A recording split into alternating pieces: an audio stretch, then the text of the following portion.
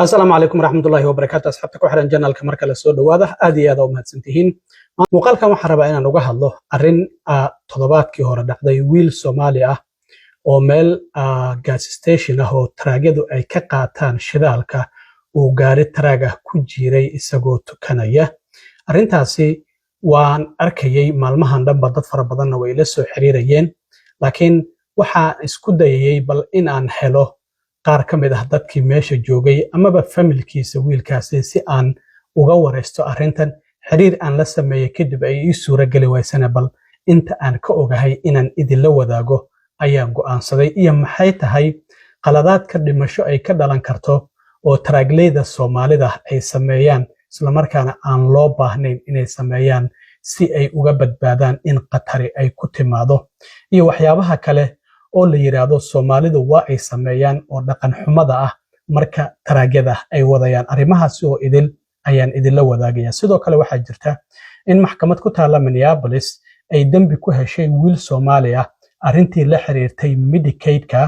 oo uu musuqmaasuqay lacag ka badan 7 milyan oo dollar arrintaasina sidee ku dhacday waan idinla wadaagaya haddii alla yiraahdo balse marka hore aan ku bilaabo toddobaadkii hore waxaa dhacday in wiil Soomaali ah oo magaciisa lagu sheegay Sharma Arke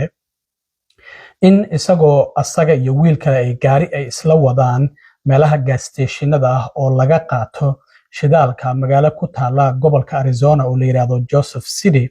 in uu xilli waliba galaba inay casri ahayd aan u malaynayo sida saacada ka muuqanayso ku dhawaad 11 saac oo galabnimo ay ku dhaweyd in uu isiri inta gaariga shidaalka uu ku socdo bal salaadii casarka iska bixi sidaas darteedna gaari taraaga uu baxayay uu gaarigii wiilkii jiray isagoo waliba salaadii ku jira haddaba arrintaasi kaamarooyin kala duwan ayaa duubay qaar ka mid ah gawaari ku jirtay in baakinka gas stationka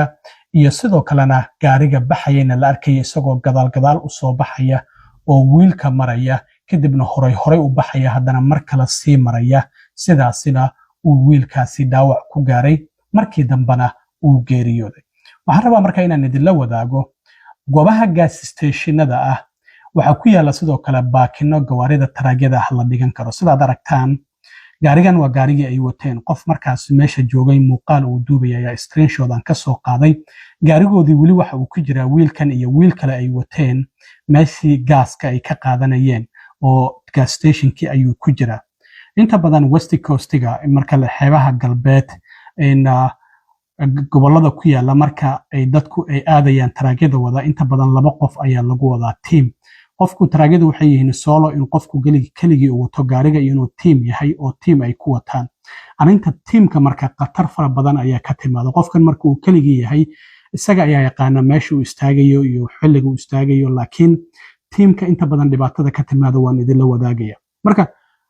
gas stationka iyagoo qaadanaya wiilkan salligiisa uu qaatay meeshii gawaaridu ay ka baxayeen amaba baakinka ahaato ayuu salligiisa dhigtay meel barxada uu rabay inuu ku tukado horta munaasab ma tahay in meelaha noocaasi oo kala hood ku tukato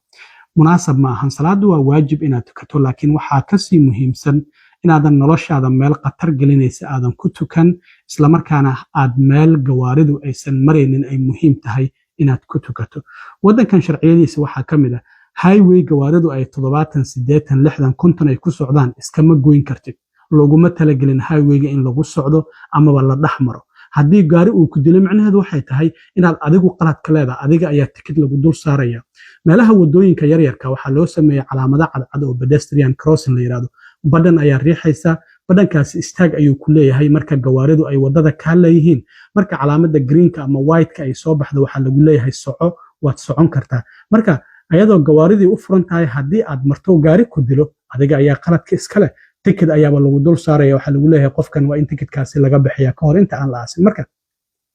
muhiimaddu waxay tahay marka aad goobaha gas stationada aad joogto meesha aad ku tukanayso inaysan noqon meel laba taraag dhexdooda amaba wadadii gawaaridu ay ka baxayeen hadda wiilkan waxa ay u muuqataa gawaariga taraaga waxa uu leeyahay meel la yiraahdo blind spots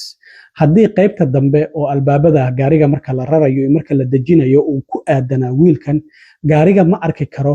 in qofka waday maxaa yeelay camera gadaal inta badan gawaarida kuma xirno marka waxa ay u muuqataa wiilkan in isaga nafsad ahaantiisa salaada uu sujuudsanaa maadaama uu arki lahaa gaariga haddii uu taagan yahay gaarigan ku soo socdo oo salaadiisa inuu ka baxo oo nafsadiisa badbaadiyay ay noqon lahayd walow qaatumo fiican uu ku dhintay oo isagoo salaad tukanayo uu dhintay laakiin su'aasha la isweydiinaya waxay tahay munaasab ma ahayd meesha wiilkan salaada uu ku tukanayay sida muuqata waa maya allahu naxariista ayaan leenahay wiilkan weliba waxa uu TikTok ayuu caan ka ahaa dadka giftarada ayuu ahaa dadka qaar sida ay ii sheegeen dadka TikTok ku jira oo geemida marka la ciyaarayo giftarada waxaan isku dayay inaan la xiriiro qaar ka mid ah wiilkii gaariga la waday inaan helo ama ehelkiisa inaan helo qof yaqaana ayaan u maray walaalkii ayaan helay wiilka aan la xiriiray ayaa weydiinay waxa yarkaas cilmi la yiraahdaa raba inuu wareysi kula yeesho waa uu ka gaabsaday marka hadda ma ogin in ninkii gaariga marsiiyay wiilkaasi la soo qabtay in kale xitaa waan isku dayay newsyada magaaladaasi ama xitaa Google-ka inaan ku raadiyo ma aanan arkin wax wara oo arintaasi laga qoray marka sababahaasi ayaa igu qasabtay inaan markii hore ka aamuso laakiin markii ehelkiisa ay diideen inay ka warbixiyaan arintaas ayaan go'aansaday bal waxyaabaha aan ka ogahay inaan idin la wadaago marka inaad laba taraag dhaxdood aad ku tukato amaba meel aan munaasab ahayn aad ku tukato qatar noloshaada ayaa kaaga iman karta dadka inta badan xataa waxay sameeyaan in wadada dhinaceeda shoulderka inay inta istaagaan ay iska weysa qaataan ay salli dhigtaan oo ay ku tukadaan arintaasina qatar kala kaaga iman karta gaari ayaa breega goosan kara oo gaarigaadii meesha taagan iyo adiga uu ku mari kara meelaha wadooyinka highwayada qaarkood sida meelaha buuraha leh waxaa laga sameeyay meelo la yiraahdo runaway track ramp oo gaariga haddii breegyada uu goosto meelo loogu talagalay in lagu sii daayo oo gaariga uu ku istaago sidaad arkaysaan marka meelaha munaasabka ah salaada inaad tukato waa waajib laakiin meel munaasab ah inaad ku tukato ayaa wanaagsan hadda kaba soo qaad goobaha rest area la yiraahdo oo loogu talagalay traagleedu in ay galaan oo ay jiiftaan ama ay ku nastaan ama suuli ay ka galaan waa meelaha ugu munaasabsan oo salaada aad ku tukan karto waxay leeyihiin meelo cagaara meelo hoos ah oo la daday oo inta salligaada dhigata aad ku tukan karto intii aad rabto aad joogi karto marka waxaa ka muhiimsan intii gas station meel gawaarida hore iyo gadaal shidaalka intay markaasi qofku waxa ku soo leexdaa inta badan inuu shidaal ka qaato waa ay jirtaa in la seexdo taraag meelaha gas stationada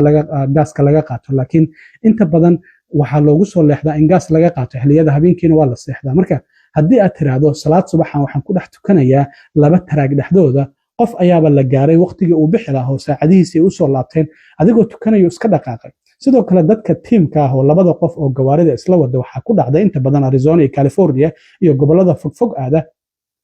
markastaba qof ayaa jiifo qofna gaariga ayuu wadaa kaba soo qaad gas station ay ku soo leexdeen qofkii gaariga wadaa wuxuu damcay inuu suuli galo ama gas station wax ka soo iibsado qofkii kale gaariga la waday ayaa soo kacay isaguna ma oga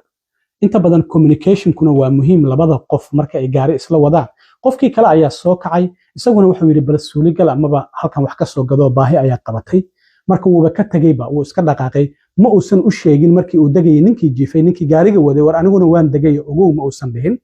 asagana uu iska dhaqaaqay oo bartii ayuu uga tagay way dhacday dhowr jeer waxa laga yaabaa adigan idaawanaya inay ku dhacday waxa sidoo kale dhacda in gaariga oo wadada dhinaceeda yaala in qofkan uu isku dayay asaguna in uu qofkii jiifay in gaariga hoostiisa uu ku kaadiyo mararka qaarna gaarigii la marsiyo iyaduna waa ay dhacday amaba sidoo kale haddii aan la marsiinina intuu boodo uu iska dhaqaaqo qofkii kalena uusan ka warqabin marka communicationka labada qof oo gaariga isla wada waa muhiim dhowr sano ka hor Mareykanka waxaa ka dhacday in laba wiil oo Soomaali ah oo gaari isla wada gaarigii oo socda ay isku dhex feereen arrimo qabiilka waa naqana qabiil darteed marka at least haddii aad qof gaari la wadayso qof isku qabiiltiin wada haddii taagtaagida ka noqoto si aad arrinta wax xalisaan marka arrintaasina waa ay jirtaa waxyaabahaas oo idil waxay ka mid yihiin waxyaabaha qaladaadka taraagleeda ay Soomaalida ay sameeyaan hadda ka hor yaraan saaxiibano taraagleeya ayaa dhowr jeer waxa uu soo diray qaladaadka ay Soomaalidu sameeyaan goobaha taraag stoobiyada ah ama gas station ama ha noqoto rest area waxa kamid ah marka suulida la galo suuliyada ku yaala gas stationada oo taraagleeda inay ku qubaystaan loogu talagalay waa kuwa ugu nadiifsan mar ayaan wadi jira gaariga anigu waan arkay marka qof baa galaya qof muslim ayaa tahay waxa la rabay in aad ilaaliso diinta islaamka isla markaana dadkii inaad ugu yeerto marka haddii dhaqankii diinta islaamka adiga oo muslim aadan ilaalin sidoo qof kale aad ugu yeeraysa waxaad arkaysaa in meeshii suulida oo loogu talagalay qofku gacmaha ama wajiga inuu ku dhaqdo marka uu ka soo baxo suulida in lagu weyse qaadanayo oo luqtii la saaranayo meelaha qaar waxaa lagu qoray gacmaha oo kaliya loogu talagalay in lagu dhaqo looguma talagelin lugaha in lagu dhaqo ayaa lagu dhajiyay markii la arkay arrintu inay faraha ka baxday marka biyo fara badan ayay halkii ku daadinayaan way iska soo baxayaan waxa jirta in sidoo kalena taraagleeda way ku dhacdaa way og yihiin maahan waxba la isku maqarinayo maanta in qofkii caag intuu ku kaadiyo ama bac uu ku saxroodo uu ku tuuro meelihii baakinka ah oo adkaysa kaadi caag anigu indhahayga ayaan saaray maqaayada Soomaalida halkan magaaladan aan joogo in bac oo saxra ka buuxda looga tago meeshii lagu tuuro ama caag kaadi ka buuxda arrintaasina xitaa meeshii qashinka lagu tuuray ayaa u muuqata qofkii ma geynayo kuma ridayo bartii ayuu dhigaya uuna uga tagaya arrintaas waxay ka mid tahay magaalo joog xumada ama dhaqan xumada qofkii dadkii laga yaabo xitaa diinta islaamka aad ugu yeeri lahayd inay ka cararaan oo yiraahdaan war saamba haddii yihiin dadkii muslimiinta ay u dhaqmayaan oo meelihii la nadiifiyo qof baa taagan suuliyada meelaha taraagistoobiyada oo nadiifinaya marka ayadoo dhala u eg oo nadiif oo qofkii galaya iyadoo biyuhu yaacayaan oo kasoo baxaya because lugihii ayuu halkii kusoo dhaqdo oo uu ku weyse qaatay caagadahan caanaha inaad qaadato biyo ka buuxsato ayaad meel gees inta tagta isaga weyse qaadan karta oo salligaada aad dhigato gawaarin aysan kugu soo maraynin marka arrimahaasi ayaa jira taraagleedu qaladaadka ay sameeyaan ayay arrintaasi ka mid tahay marka walaalkeen ma arrinta hadda lama ogo qaladkii xitaa qofka gaariga waday oo wiilkan dardaray waxaa loo baahnaa haddii uu arkay maadaama gadaalna uu u maray horeyna uu u maray wuu dareemi karaa taayarka gaariga inuu wax uu dul maray marka inuu istaaga ayay ahayd isaga naftiisa inuu baxa ma aysan ahayn qofkaasi dadka qaar waxay yihiin qof cadaan ayuu hindi ayuu ilaa hadda ma nogin laakiin dadkii ehelka oo rabnay inaan weydiino ma aysan noo suuragelin inay nala hadlaan sidaas darteed ayaan idinla wadaagayay inta aan ka ogahay ilaa iyo hadda marka goobta qofku salaada uu ku tukanayo waxaa muhiim ah inay tahay goob munaasaba oo noloshaada aan khatar u keenaynin siiba goobaha rest area ayaa ka wanaagsan goobaha gas stationada gawaarida socota ayaa badan bakaas maxaa yeelay meelaha rest area meesha gaariga la dhiganayo iyo meesha suulida lagu galayo waa ay kala fog yihiin xitaa meelo loogu talagalo coos leh oo dedan ayaa jira sida sawirada aad ka arkaysaan marka waxyaabahaasi oo idil waxay ka mid yihiin waxyaabaha loo baahan yahay qofka taraaga wada maadaama uu yahay qof professional ah isla markaana sharciyada inuu ilaaliyo loo baahan yahay ay tahay in uu raaco walaalkeen Allah u naxariisto haddii gacan ka xaq daran ay dishayna kulley waa la soo qaban doonaa qofkii arrintaasi ka dambeeyay waa in baaritaan lagu sameeyaa boolisku ay baaraan ay arkaan kaamarooyin badan ayaa duubay haddii arrimahaas ay wax ka soo kordhaanna sidoo kale haddii alla idmo waan idinla wadaagi doonaa ugu dambeyntii Soomaalida Minnesota waxaan ogeyn baaritaano kala duwan inay ku socdeen TFD Our Future Medicaid-kii autism-kii hadda shalay waxaa jirtay in xeerbeegti ay dambi ku heleen wiil Soomaali ah oo ka soo jeeda Blaine Minnesota lacag 7 milyan ka badan ayaa Medicaid-ka kaarka caafimaadka oo musuqmaasuq uu ku sameeyay kadib markii uu furtay meel uu dhahayay dadka da'da ah ayaan ugu adeegaynaa isla markaana adeeg aan ugu qabanaynaa wiilkan waxaa la yiraahdaa Cabdifataax Yuusuf waxa uu lahaa company magaciisa la yiraahdo Promise Health Services waxaana muuqata in uusan ba xafiis lahayn oo mailbox ah uu ku adeegayo oo company-giisa mailbox-kaasi ay address u ahayd mailbox waxa la yiraahdaa in inta boostada tagto aad soo furato in mail aad tiraahdo halkaas dadka taragleeda ayaa inta badan sameeya oo aan deganayn guri marka halkaas ay waraaqahada iyo waxaad ay kugu soo dhacayaan marka maba uusan lahayn ba xafiis halkaasi ayaa waxay u ahayd goob isla markaana lacagtii Medicaid-ka oo uu helay waxa uu ku gatay gawaari raaxo dhar qaali ah iyo sidoo kale alaabo kale waxa sidoo kale wiilkan shalay oo talaado ahayd ayaa xeerbeegti ay dambigan ay ku heleen waxaana uu musuqmaasuqay uu xaday sida ku qoran lacag ka badan 7 milyan oo dollar oo nolol qaali ah oo ku sameystay xeerbeegtidu Cabdifataax Yuusuf oo 44 jir ah waxay ku heleen 6 dambi oo ah in uu gacan ka geystay isla markaana xatooyo uu sameeyay sida xafiiska xeerlaaliyaha gobolka Minnesota ay aan dacwadahan ku soo ogay sanadkii la soo dhaafay uu soo baxay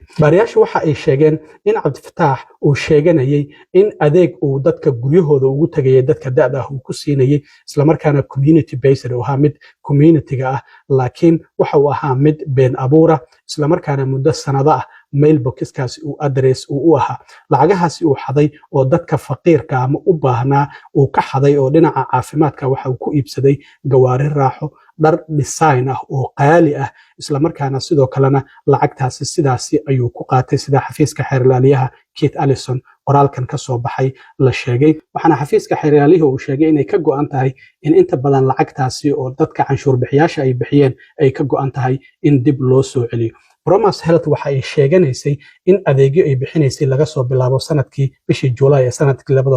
2019 marka muddo 3 sano ah oo xigtay lacag 7.7 milyan ah ayaa uu qaatay Cabdifataax isla markaana ma aysan jirin wax adeeg caafimaad ah oo uu bixiyay isla markaana in ka badan 7.2 milyan ayaa uu musuq maasuqay oo aan la garanaynin ilaa iyo hadda halka ay mareen. Cabdifataax Yuusuf waxaa inta badan lacag ka badan 1 milyan oo dollar oo Promise Health Services ganacsigiisa lagu siiyey. Waxaa inta badan uu ku shubay accountka qaaska uu isagu leeyahay iyo midka xaaskiisa oo Luul Axmed oo 40 jir ah. waxaana ay ku qarash gareeyeen lacag ka badan 22,000 alaab ay gurigooda dhigteen. 42,000 waxay ku gateen gawaari oo raaxo, isla markaana 80,000 lacag ka badan waxay ku gateen dharka design-ka ah oo ay ka mid yihiin Coach, Canada Goose iyo sidoo kalena Michael Kors, sida xafiiska xeeraryaha qoraalka ka soo baxay uu sheegay. Marka lacagahaasi faraha badan